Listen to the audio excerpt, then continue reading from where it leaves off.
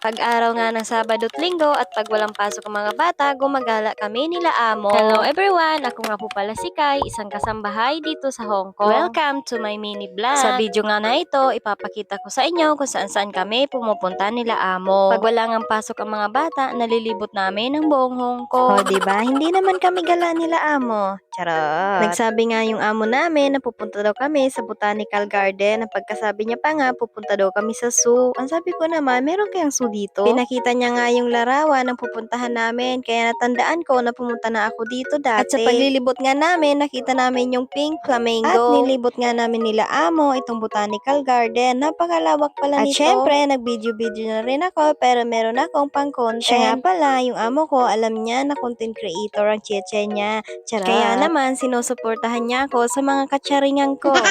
At ito ding alaga namin, alam niya din na isinasama ko sa video ko. At sa loob din ng bahay ni amo, alam niya na kumukuha ako ng video. At ang amo ko din nga po pala ay nanonood ng mga video ko. Kaya naman, napakabihib ni Kunyang. Charot. Opo, lagi yan nanonood. Lagi ko siyang nakikita sa mga my day ko. Kaya nga tinatawanan ko. Sabi niya, magbablog na din daw siya, pero hindi pa ngayon. Dahil nga busy pa si amo, kaya siyempre, ginagalang natin yon. At gusto ko din po pala magpasalamat sa lahat ng mga nanonood at nagsusuporta. Shoutout po sa inyong lahat. Sana din po patuloy kayong manood at sumuporta sa aking mga mini vlog. At dito ko na rin tatapusin ang video na ito. Maraming salamat. Bye-bye!